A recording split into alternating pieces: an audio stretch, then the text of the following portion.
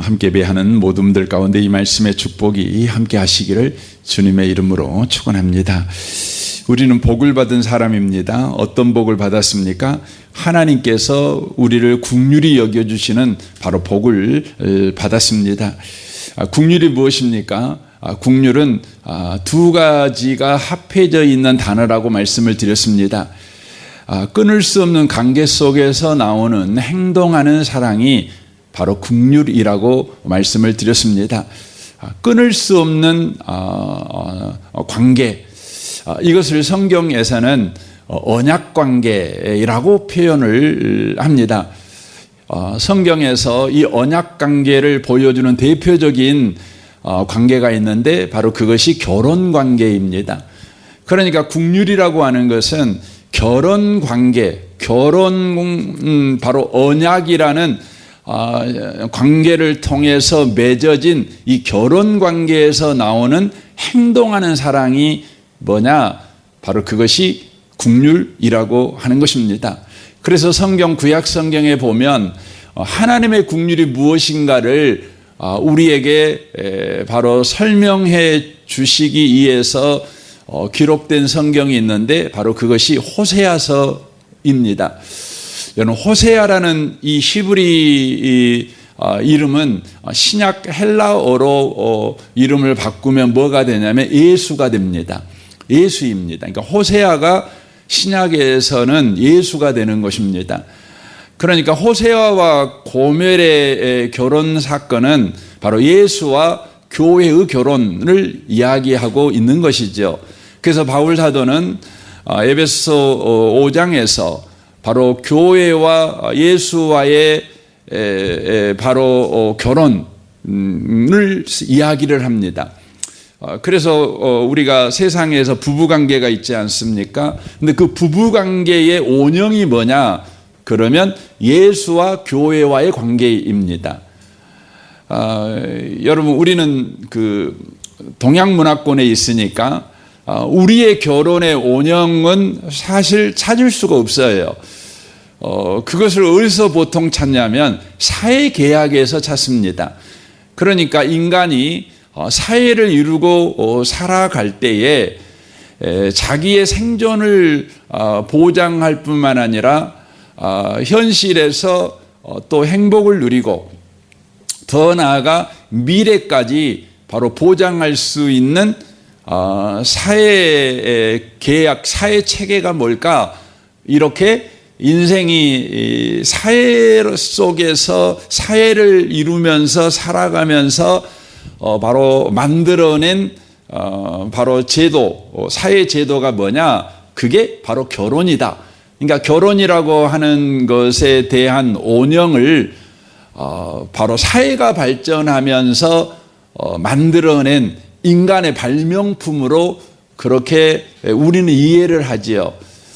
그래서 사회가 점점 변함에 따라 결혼 제도도 바뀔 수 있어 이렇게 주장하는 것이 그 현대 사회지요. 그래서 결혼의 형태가 옛날에는 그 한 남자와 한 여자가 사실 결혼하는 건 아니었어요. 조선시대만 해도 한 여자 정부인이 있다면 처분 여러 명 거눌 수 있는 거죠. 이건 양반들에게 하나의 결혼 제도입니다. 그리고 아내가 남자아이를 낳지 못하면 그 다른 여자를 얻어갖고 얘를 낳는 것이 그 양반 가정의 당연한 결혼 제도였습니다. 그래서 여러분, 조선이 망하고 일제시대가 오고 또 이 대한민국이 건국되는 이 과정 안에서 이제 대한민국 법은 한 남자 한 여자만 이 결혼한 것으로 인정을 하잖아요. 그래서 여러분, 그 우리 할아버지 세대만 해도 그 첩들이 있었잖아요. 그게 그 부끄러운 일이 아니었어요. 그게 그 정상적인 그 사회에 있었던 하나의 제도였습니다.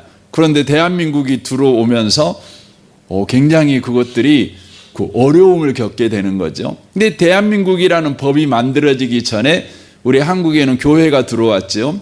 그리고 교회는 성경을 따라서 이제 결혼 제도를 가르치는 거죠. 그러니까 사회 제도로서의 결혼을 말하는 것이 아니라 결혼의 원형을 성경에서 찾는 것입니다. 곧 예수와 교회와의 결혼식.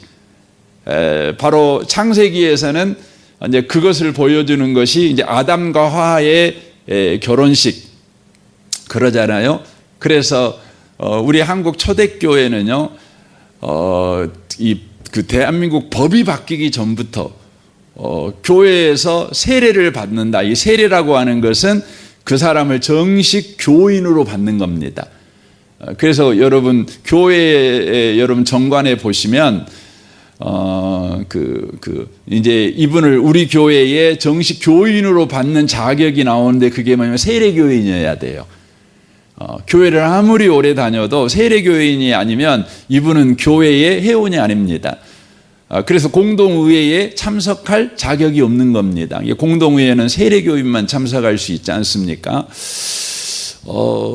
그런데 세례를 베풀 때 반드시 살펴봤어요. 뭘 살펴봤어요? 당신 술 먹습니까? 당신 도박합니까? 이런 걸 다 물어봐요. 그리고 또 뭘 물어봅니까? 당신은 첩이 있으십니까? 이런 거 물어봐요. 하고 만약에 술 먹는다? 탈락. 도박한다? 탈락. 첩 있다? 탈락. 그래서 세례 안 베풀었어요. 그래서 술 끊고 도박 끊고 이제 첩을 정리해야 돼요.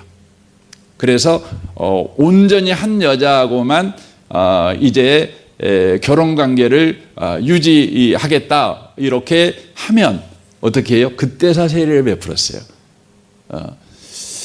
그 믿는 자의 증거가 있냐 없냐 이걸 꼭 살폈다는 것이죠. 현대 교회에서는 이제 세례라고 하는 것이 믿음의 증거를 딱 하나로만 보지요. 예수 믿냐 안 믿냐 이렇게 보죠. 왜냐하면 요즘은 그냥 그 첩 갖고 있는 분은 없으시니까. 물론 있으신 분도 있을 수도 있는데 그건 현행법에 어긋나잖아요. 현행법에. 그러니까 그걸 요즘은 이제 물어보지 않죠. 어쨌든 그 결혼의 원형은 뭐라고요? 사회제도가 아니에요. 그래서 여러분 사회 속에 사람이 살아가는 방식에서 결혼 제도의 원형을 찾으시면 요즘 세상은 가정을 이루는 방식이 정말 다양하잖아요. 심지어 서양에서는 그 남자와 남자도 결혼 그 부부로 인정하잖아요. 여자와 여자도 부부로 그냥 인정하잖아요. 심지어 일본에서는 그 인형하고 이렇게 그 결혼해요. 하고 결혼식하고 막 그래요. 참 이해도 안 돼요. 근데 어쨌든 그렇게 합니다. 근데 그런 것들을 누가 비난할 수가 없어요. 왜냐하면 인간이 살아가는 삶의 방식에서 결혼 제도가 나왔다. 사회 속에서 사회 제도로서 결혼이 나왔다 이렇게 말하기 때문에 그러는 거죠. 하지만 저와 여러분은 그리스도인들 아닙니까? 그리스도인들은 결혼 제도의 원형을 바로 예수와 교회와의 관계에서 여러분 찾는 것입니다. 이걸 보여주는 것이 구약에서 호세아서라고 하는 것이죠. 그래서 예수와 고멜은 바로 저와 여러분을 바로 대표하는 사람이라고 하는 것이죠. 이 구약 성경을 보면 하나님은요, 특별히 그 선지서를 보면 이사야서나 예레미야서나 에스겔서가 대표적인데 계속해서 하나님하고 우리하고 결혼했다. 이걸 이야기를 계속해요. 대표적인 성경이 그 에스겔 16장이에요. 여러분 에스겔 16장에 보면 하나님께서 저와 결혼하는 과정이 1절부터 쭉 기록이 돼 있어요.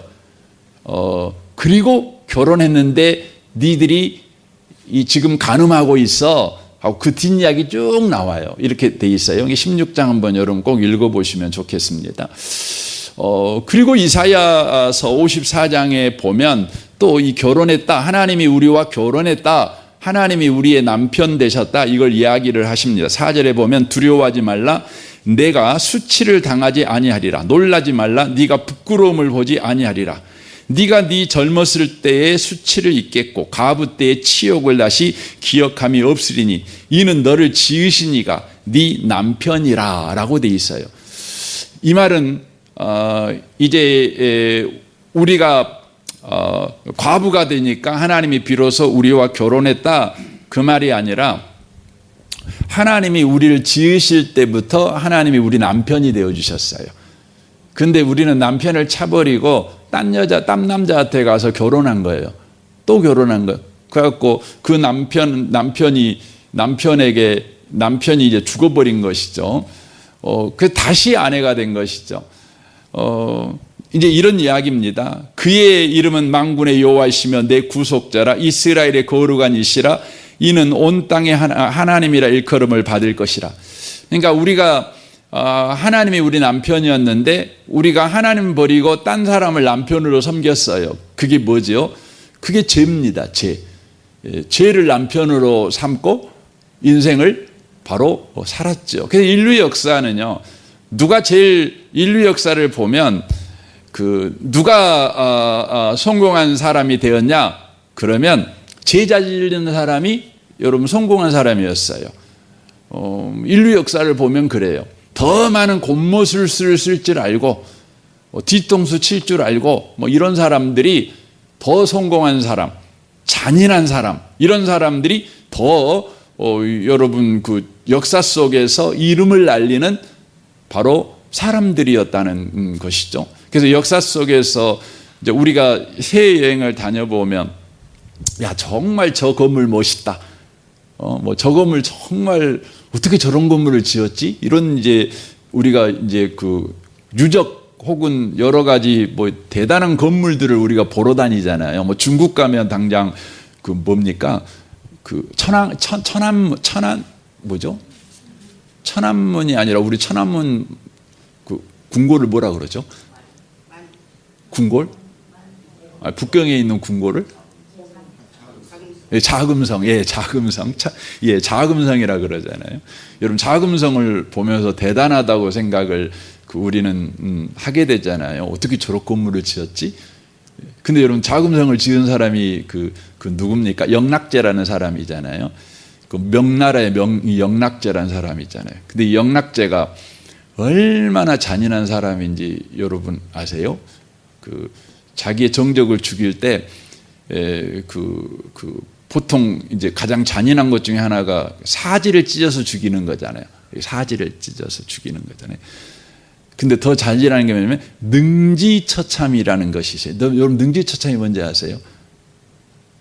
능지처참이 뭐냐면 산 사람을 딱 놔두고 포를 떠갖고 죽이는 거예요. 이렇게. 이게 능지처참입니다. 여러분, 우리는 물고기도 해를 뜰 때 죽여놓고 해 뜨잖아요. 산채로 해 뜨는 그건 정말 그렇죠. 근데 사람을 산채로 이렇게 혀를 뜨는 거예요. 이렇게 하고 죽이는 거예요. 이게 능지처참입니다. 얼마나 잔인합니까? 그렇게 사람을 죽인 사람이에요.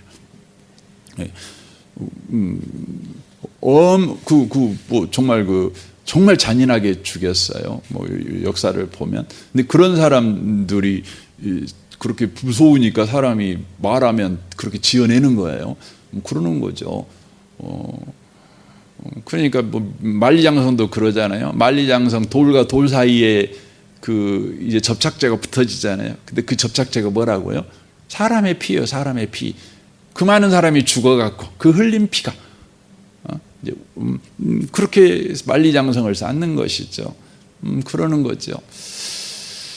그러니까 인간이라고 하는 존재는 알고 보면 죄와 결혼한 사람들이에요. 그런데 하나님께서 우리의 구원자가 되셨죠. 그 죄의 신랑을 죽여버리고 이제 하나님이 다시 우리의 신랑이 되어 주신 사건이라고 하는 것이죠. 그래서 성경에서는 하나님이 우리의 남편이시다, 이걸 쭉 이야기를 하시는 것이죠. 근데 하나님의 긍휼이라고 하는 것은 하나님이 우리의 남편 되심으로 인하여 베푸시는 사랑이에요. 그러니까 하나님이 우리의 남편이 되심으로 하나님과 우리 사이는 끊을 수 없는 관계가 됐어요. 여러분, 왜 하나님이 우리 남편 되시면 끊을 수 없는 관계가 되나요? 이거 중요한 물음이에요.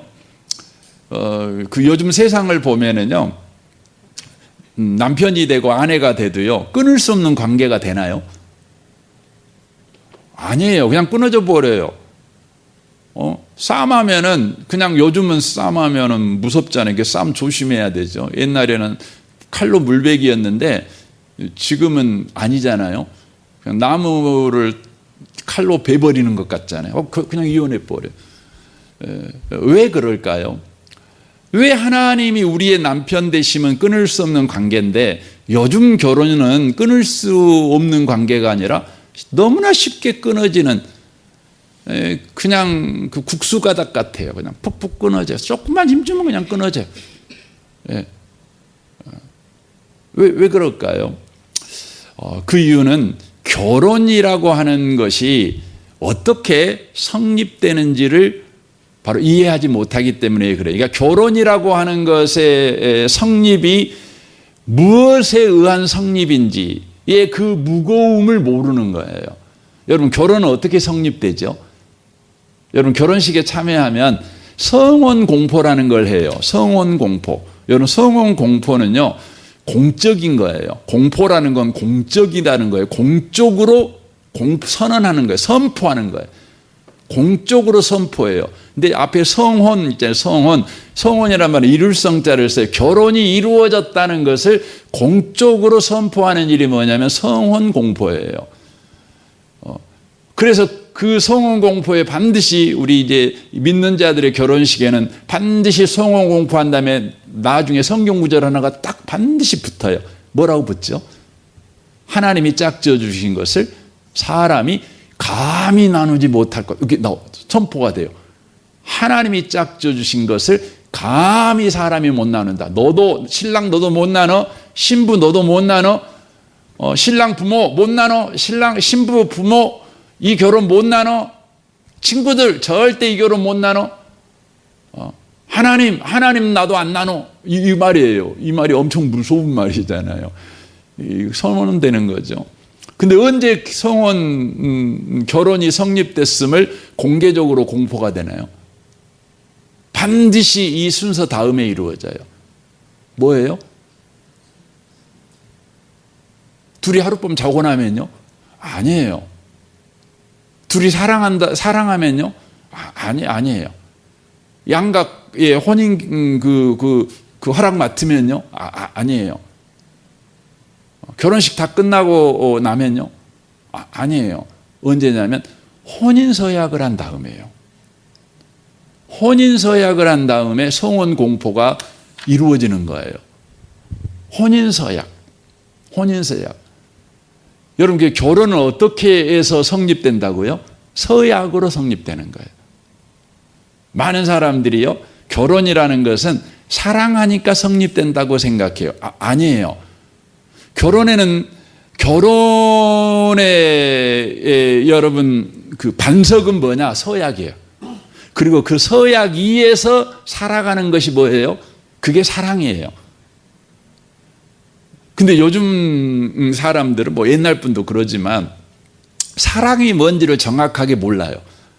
사랑은 상대에 대한 애틋함, 상대에 대한 보고 싶음.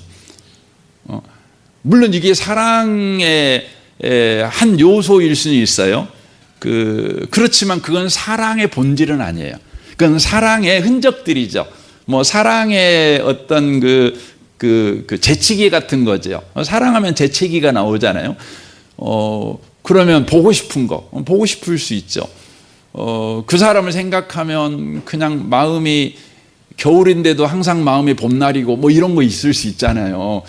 연애 편지 쓸 때 대낮에 쓰면서도 밤에 쓰는 것처럼 쓸 수 있는 게 뭐냐면 사랑이라고 하는 거잖아요. 사랑. 제가 고등학교 다닐 때 제 친구들이 저한테 정말 많이 연애 편지를 써달라고 청혼을 많이 해갖고 제가 연애 편지를 진짜 많이 썼습니다. 저는 연애를 고등학교 때 안 해봤지만 연애 편지는 정말 많이 썼습니다. 학교 가면 연애 편지 이렇게 쓰잖아요.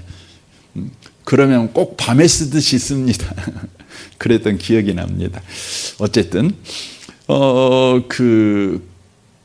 이건 사랑의 재채기일 수 있지만 기침일 수 있지만 증상일 수는 있지만 사랑의 본질은 아니에요. 사랑의 본질은 뭐예요? 서약이에요. 서약. 서약을 지키는 것이 사랑의 행위예요. 서약. 그렇죠. 여러분 결혼식 할 때 서약하잖아요. 요즘 결혼식은 주례 없이 결혼하면서 신랑 신부들이 서약을 써갖고 와요. 제가 한번 봐봤어요. 봐보면서 이 따위가 왜 결혼 서약이야? 라는 생각이 들어요. 우리 처음 만났을 때 어쨌네, 좋았네, 어쨌네, 당신이 아줌마가 되더나 평생 손잡고 갈 거야, 막 이런 이야기를 막 써놨어요. 그럴 수도 있죠. 이럴 수도 있잖아요. 여러분 그것도 결혼 서약이니까 그럴 수도 있어요. 근데 여러분 그 결혼 서약이라고 하는 것은 그 옛날에 우리 결혼 서약을 우리가 했던 결혼 서약문이 있잖아요. 그 우리나라의 그 이효리하고 김상순이라는 그 TV 나오는 연예인이 있잖아요. 이효리 그 엄마가 권사님이시라 그러더라고요. 근데 이제 그분들이 결혼할 때 서약을 이렇게 했죠. 그리고 제가 볼 때 두 사람은 너무 안 맞는데 지금까지 잘 살고 있어요. 그럼 왜 그럴까 제가 생각을 했는데 그분들은 결혼 서약을 그냥 한 게 아니죠. 서약을 지키려고 애를 쓰는 거죠. 근데 그분들이 결혼 서약을 한 것이 우리 옛날 결혼 서약한 거 똑같아요. 똑같이 썼어요. 우리 옛날 결혼 서약이 이렇잖아요.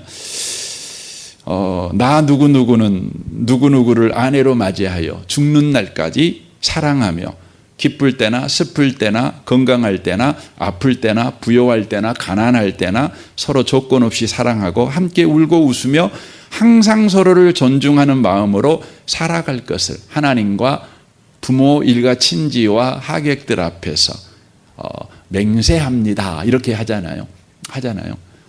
여기에 보면 아플 때나 건강할 때나 부요할 때나 가난할 때나 이게 다 나오잖아요. 죽을 때까지 사랑하겠다, 존중하겠다. 이게 뭐예요? 결혼 서약이 있죠. 이 서약을 지키며 살아가는 것이 뭐예요? 결혼 생활이에요. 결혼 생활은 애 낳고 애 키우고 집 더 크게 하고 이게 아니에요. 그래서 결혼 생활 당신은 잘하고 있습니까? 이렇게 물어볼 때 대답이 아이고 그럼요. 저희들은 그냥 아들 딸 잘 낳고 그냥 애들 또 이제 잘해서 자기 앞가름 할 줄 아는 애들로 잘 키웠어요. 우리도 이제 집 한 채 마련했고요. 여러분 그것은 결혼 생활을 잘했다는 진짜 대답은 아니에요. 진짜 대답은 뭐예요? 저는 지금도 제 아내를 사랑합니다. 존중합니다. 제 아내가 지금 몸이 아프지만 저는 제 아내를 사랑하고 존경합니다. 제 아내가 치매가 걸렸지만 저는 제 아내를 사랑합니다. 존중합니다. 물어보죠. 왜요? 저는 이 사람과 결혼할 때 서약했습니다. 저는 이 서약을 따라서 지금 살아가고 있습니다. 이게 결혼 생활 잘한 거예요. 그러니까 여러분 하나님이요. 하나님 노릇을 우리한테 하거든요. 지금. 그러니까 하나님이 하나님으로서 우리에게 지금 역할을 해요. 어떤 역할을 하죠? 남편 역할을 하죠.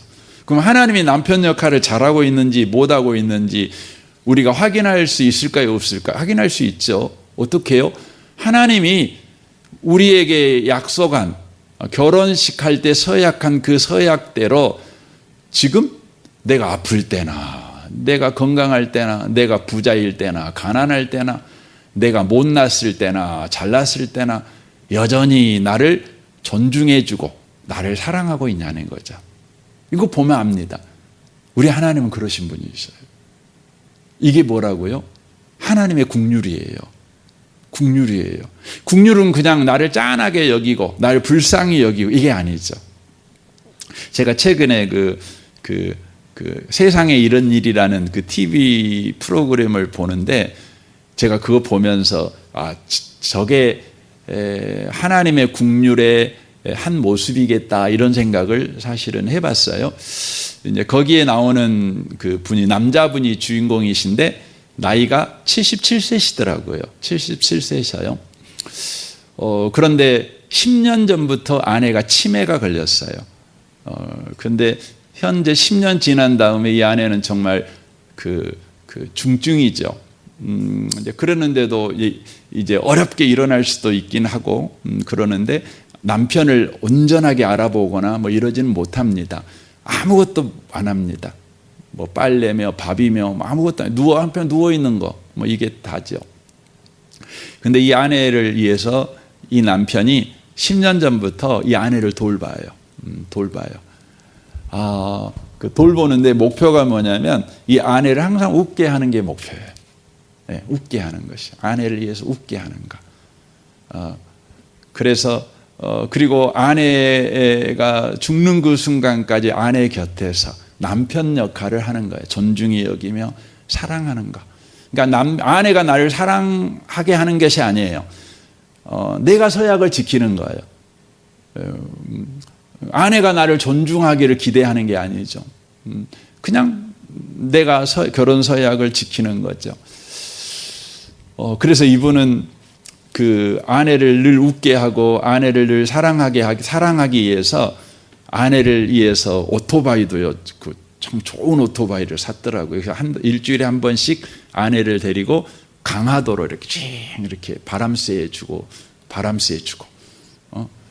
그리고 밥을 할 줄도 모르는데 아내가 치매 걸린 다음부터 밥을 그때부터 이렇게 해갖고 이제는 밥 실력이 굉장히 좋아졌어요. 아내를 위해 밥을 먹이고 또 아내를 운동시키는 거예요. 운동시키기 위해서 집안의 실내 자전거를 이 남편이 직접 만들었더라고요. 그거 하고 그리고 본인이 만약에 아프거나 본인이 문제가 생기면 큰일 나잖아요. 그러니까 본인의 건강을 열심히 챙겨요. 하루 종일 아내를 돌봐야 되기 때문에 아내가 잠든 시간, 그 새벽녘에 일어나 갖고 운동을 해요. 가지고 정말 건강해요. 팔굽혀펴기도 거의 200개 가까이 이렇게 하시더라고요. 77세 되신 분이 대단하시더라고요. 물어봤어요. 그 PD가 왜 당신은 아내에게 그렇게 합니까? 근데 그분이 이렇게 대답했어요. 저는 그 말이 정말 감사했어요. 그게 뭐였냐면, 저는 결혼 서약할 때 건강할 때나 아플 때나 저는 아내를 사랑하고 존중하기로 해서요. 이렇게 대답합니다. 저는 그 말 듣고 정말 제가 정말 가슴 깊이 새겨졌습니다. 하나님이 나를 저렇게 사랑하는구나. 또 저도 남편으로서 제 아내를 어떻게 사랑해야 되나. 저는 서약 보고 사랑해야지 아내 얼굴 보고 사랑하면 안 돼요. 그렇죠. 이게 국률이 여기는 사랑이죠. 여러분, 우리는 아내의 얼굴 보고 아내가 하는 짓을 보고 사랑할 건지 말 건지 결정하거든요. 아니에요. 여러분이 연애한다면 그렇게 하세요. 여러분 결혼한 사람들이잖아요. 결혼한 사람은 못 보고 사랑하는 거예요. 서약 보고 사랑하는 거예요. 서약 보고. 서약만 보고. 하나님은요, 우리 얼굴 보고 우리 하는 짓 보고 저걸 사랑해 말어 이런 분이 아니셔요. 하나님도 오늘 또 성경책 보시면서 우리를 사랑하셔요. 우리한테 약속한 거 보면서 우리를 사랑하셔요. 그게 뭐라고요? 국률의 사랑이에요. 우리는 이 사랑을 받은 분들이십니다. 오늘도 여러분 어깨 탁 펴고 사십시오. 오늘도 여러분 웃고 사십시오. 하나님이 나를 그렇게 사랑한답니다. 내가 한 일 보고 사랑하면 오늘 또 걱정되잖아요. 벌 안 받을까? 야단은 안 맞을까?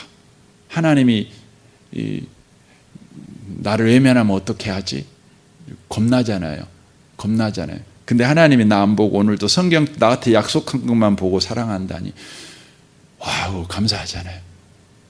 하나님한테 갔을 때 그냥 걱정하면서 갈 필요 없이 하나님 앞에 가갖고 굿모닝 이렇게 우리가 해도 되잖아요. 여러분 오늘 하루가 이 사랑 속에 있는 하루임을 기억하고 여러분 오늘 또 복되게 살아가시는 저와 여러분 되시기를 주님의 이름으로 축원합니다. 아멘. 우리 같이 기도하겠습니다. 오늘 말씀을 우리 생각하며 이 아침에 기도하기를 원합니다. 여러분 자신과 가정과 특별히 오늘 배우자를 위해서 또 배우자를 이렇게 국률의 사랑으로 사랑해야 될 여러분 자신을 위해서 부모와 일가 친지를 위해서 우리 주변 사람들의 구원을 위해서 기도하시면 좋겠습니다. 또 여러분의 직장 생활을 위해서 또 우리 성도들을 위해서 기도해 주시면 좋겠습니다. 우리 대학 청년부 우리 섬기는 김지웅 목사님과 우리 청년들 한 명 한 명을 위해 기도해 주십시오. 오늘 양육과정 학영삼이 있습니다. 이에서 기도해 주십시오.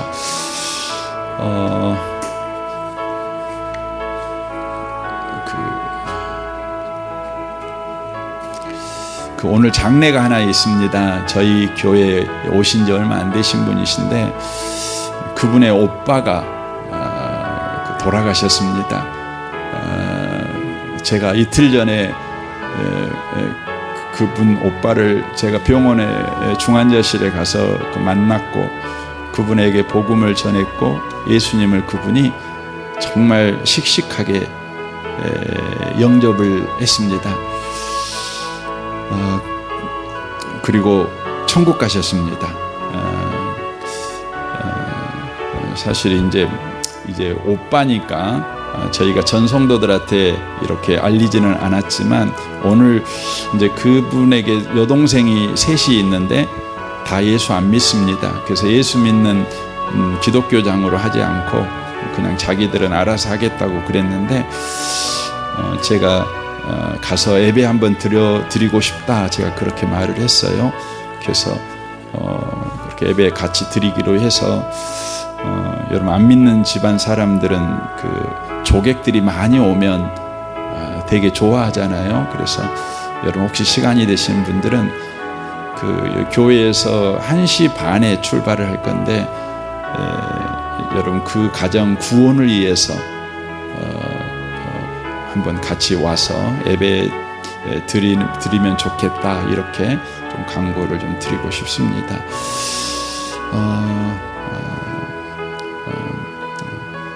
네, 여러분 이 나라 이 민족을 위해서 또 선교사님들을 위해서도 또 기도해 주시면 좋겠습니다. 우리 좋으신 주님께 우리 통성으로 구하겠습니다. 기도하겠습니다.